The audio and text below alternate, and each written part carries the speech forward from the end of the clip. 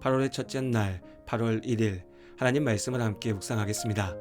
오늘은 사무엘상 25장의 말씀으로 함께합니다. 다윗의 삶을 돌아봅니다.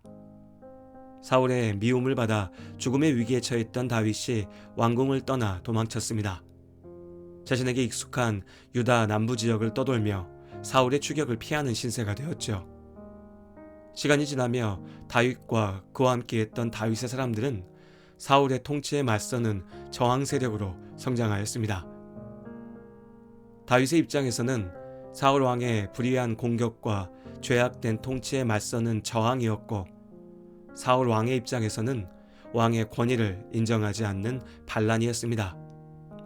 사울의 추격을 피하는 동안 다윗의 사람들은 점차 전쟁에 능한 용사로 단련되었습니다. 그일라에 침입했던 블레셋 군사들을 물리칠 정도가 되었죠.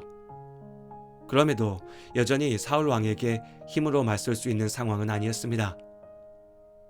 물론 앞서 엔게디 동굴 사건에서 보았듯이 다윗은 힘으로 사울을 몰아낼 뜻이 없었습니다. 하나님께서 세우신 왕을 해칠 수 없었기 때문입니다. 그는 하나님의 완전하신 인도하심에 의지하며 믿음으로 기다렸습니다. 함께하는 사람들이 늘어나면서 다윗이 이끄는 세력은 점차 성장하였습니다. 분명 좋은 일이었으나 동시에 더 많은 사람들을 먹여 살리기 위한 식량과 자원이 필요했습니다. 도망자 신세였던 이들이 농사를 지을 수도 없었습니다. 결국 이스라엘 사람들, 특히 유다 백성들의 지원을 받는 것 외에는 방법이 없었죠. 다행히 다윗은 백성들의 지지를 얻고 있었습니다. 블레셋의 공격에서 그일라를 구원했듯이 다윗과 그의 사람들은 도망 중에도 유다 백성들을 지키기 위한 노력을 멈추지 않았습니다. 아직은 왕의 권세도 영광도 누리지 못하였지만 왕의 소명을 다하고 있었던 것입니다. 그러던 중 오늘의 사건이 벌어졌습니다.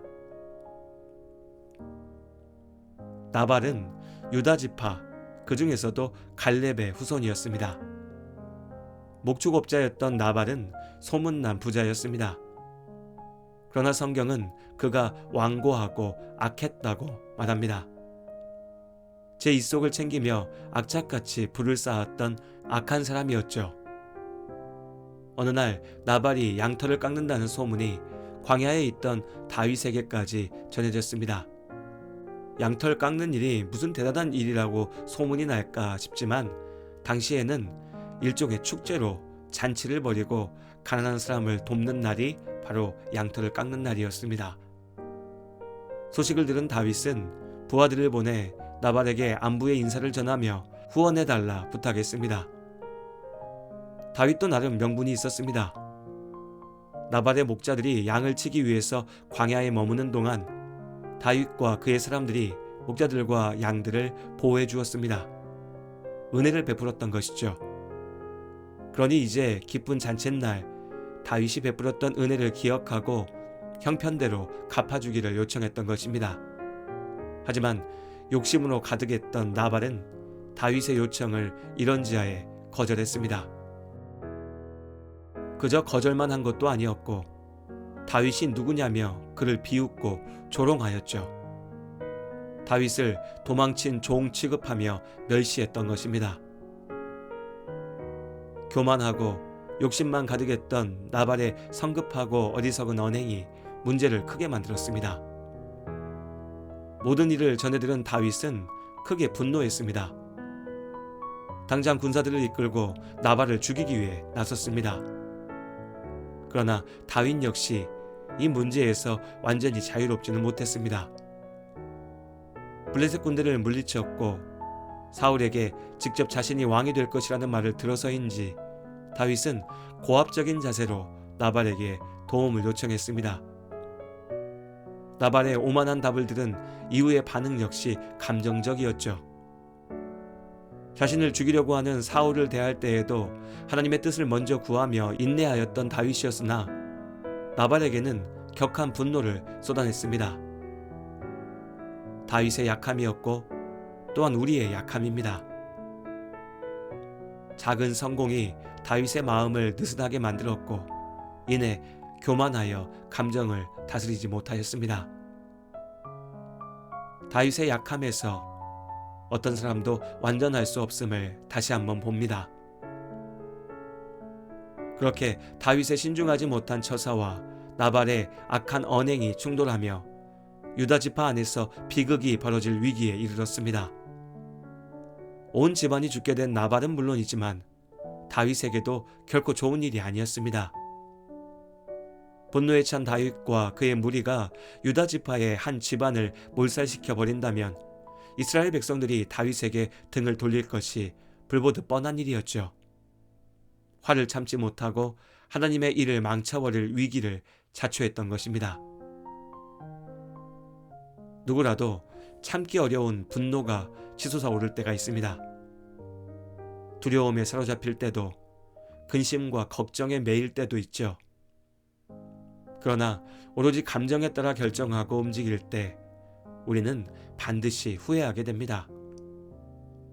순간은 내 감정에 충실한 것이라고 주장할지도 모르지만 결국은 스스로를 망치는 어리석음일 뿐입니다. 내 감정대로가 아니라 하나님의 말씀대로 행하기 위해 우리가 날마다 깨어서 기도해야 하는 이유입니다. 다윗이 나발의 집을 모조리 없애버리겠다며 나섰던 때 나발의 아내였던 아비가일 역시 움직였습니다. 다윗과 나발 사이에 일어난 일을 뒤늦게 듣게 된 아비가일은 사안의 심각성을 바로 깨달았습니다. 그녀는 어리석고도 악한 남편 나발과는 다르게 지혜로운 사람이었습니다. 다윗을 위한 여러 선물을 준비한 아비가일이 다윗을 만나기 위해 길을 나섰고 군사를 이끌고 오던 다윗을 만났습니다. 아비가일은 모든 것이 나발의 허물이고 잘못임을 말하며 다윗의 용서를 구하였습니다. 그녀의 말은 겸손하고 정중하면서도 뼈가 있었습니다. 어리석고 악한 나발의 죄에 분노의 복수로 답하는 것은 하나님 앞에 올바른 일이 아니었죠. 다윗이 직접 나서 복수하지 않아도 하나님께서 악한 나발을 벌하실 것입니다. 또한 아비가일은 하나님께서 다윗을 이스라엘의 왕으로 세우실 것이라는 사실을 상기시켰습니다. 다윗이 왕의 자리에 앉게 될 때 분노에 사로잡혀 사사로운 복수에 피를 흘리려고 하는 지금의 행동이 분명 후회가 될 것이라 말하였죠. 아비가일의 말을 들은 다윗은 비로소 성급했던 자신의 판단을 되돌릴 수 있었습니다. 하나님께서 자신의 잘못을 막기 위해 아비가일을 만나게 하셨다고 고백하였지요. 한편 자신의 악행으로 모두가 죽을 뻔했다는 사실도 모른 채 호화로운 잔치를 벌여 먹고 마시고 있었던 나발은 뒤늦게 이 일의 전부를 듣고 큰 충격을 받았습니다. 그리고 열흘 후 갑작스럽게 죽게 되었죠. 성경은 하나님께서 악한 나발을 치셨다고 말합니다. 아비가일의 말대로 다윗이 범죄하며 복수하지 않아도 하나님께서 악한 나발을 벌하셨습니다. 오늘의 말씀에서 가장 분명하게 눈에 띄는 것은 아비가일의 지혜입니다. 순간의 어리석음으로 우리 스스로 삶을 망치지 않도록 하나님께서 우리에게 지혜 주시기를 기도합니다. 또한 아비가일의 말을 듣고 스스로 돌이킬 줄 알았던 다윗의 용기를 봅니다. 아비가일의 말이 아무리 지혜롭다 한들 듣는 다윗의 귀가 닫혀 있었다면, 그저 분노의 감정에 취해 칼을 휘둘렀다면 다윗은 하나님 앞에 범죄하고 분명히 후회할 일을 저질렀을 것입니다. 하지만 다윗은 아비가일의 말에, 하나님의 말씀에 귀 기울일 줄 알았습니다. 말씀을 듣고 회개하며 순종할 줄 알았죠. 다윗은 완전한 사람은 아니었으나 돌이키고 회개할 줄 아는 사람이었습니다. 우리에게도 이러한 지혜가, 겸손이, 그리고 순종이 필요합니다. 오늘도 하나님께서 우리에게 말씀하십니다. 우리의 길을 인도하십니다. 죄악된 욕심으로, 오만함으로 온갖 감정에 취해 길을 잃어서는 안 됩니다. 오직 하나님께 시선을 맞추고 하나님의 말씀에 겸손히 귀를 기울이는 믿음으로 오늘도 우리는 하루를 살아내야 합니다.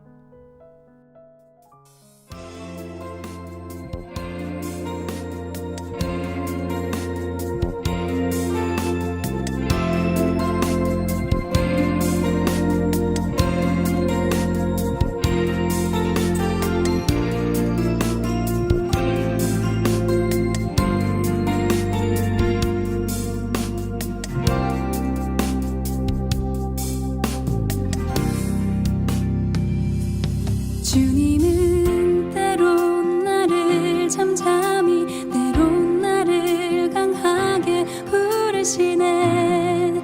그 음성에 순종하여 한 걸음 주께 가네.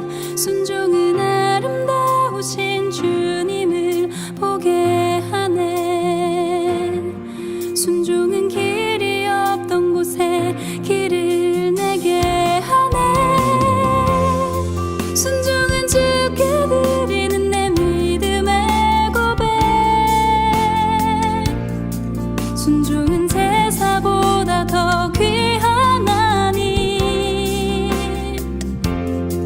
오늘도 말씀하시는 그 음성을 듣네. 그 음성이 나를 오늘도 걷게 하네.